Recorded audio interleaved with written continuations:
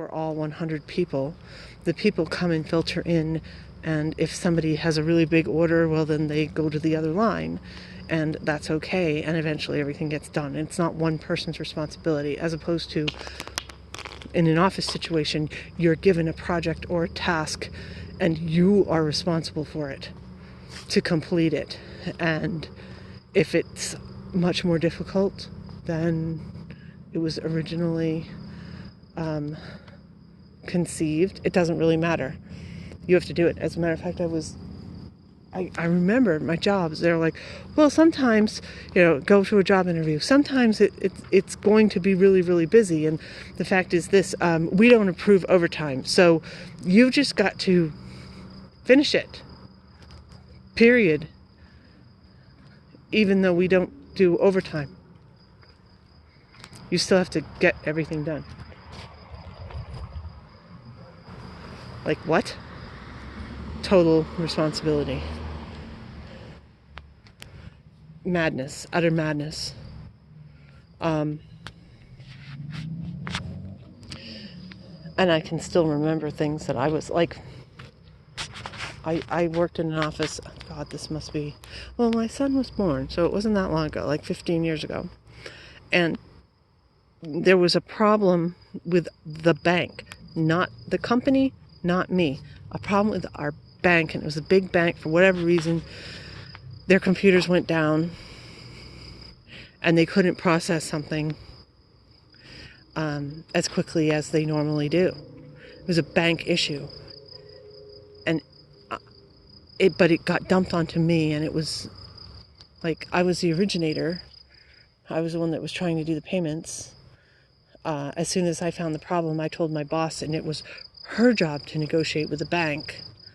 And of course, it was the bank's problem. Actually, they got a letter from the president of the bank, explaining what had happened, so that we could distribute it to all the people who were affected.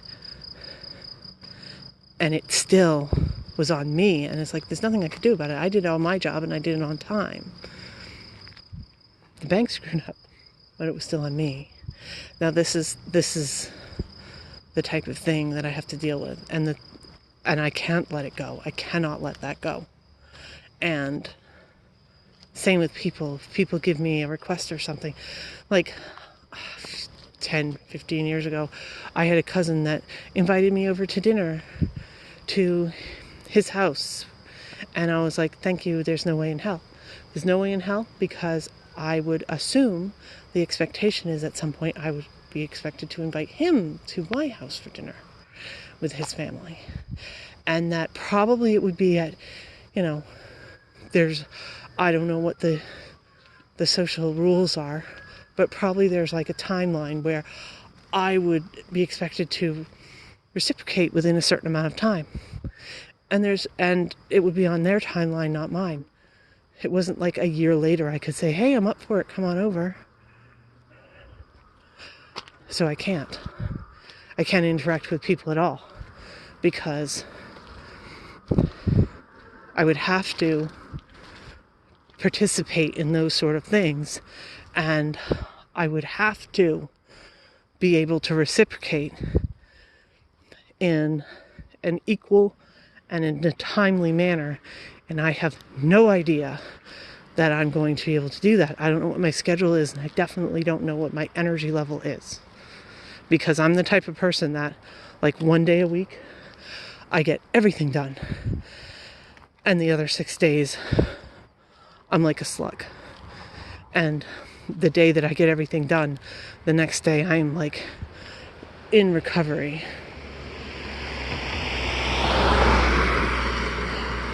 I'm trying to cope with it. And if I had somebody that I had gone to coffee with, and then the next day they're expecting me to go to coffee with them again,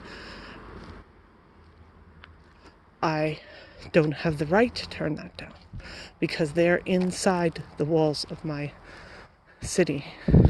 That means they're a yes all the time.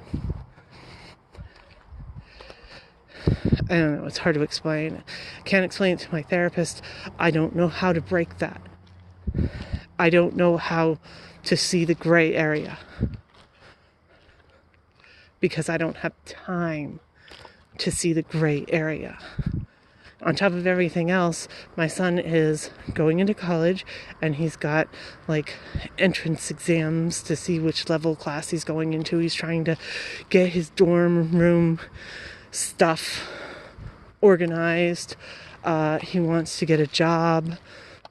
He's informed me tomorrow that he's going to go apply to like 5 or 6 jobs tomorrow, or at least drop off his resume. And well, tomorrow I'm supposed to get the cat back. What the hell? I don't know. I've got all this shit to do. And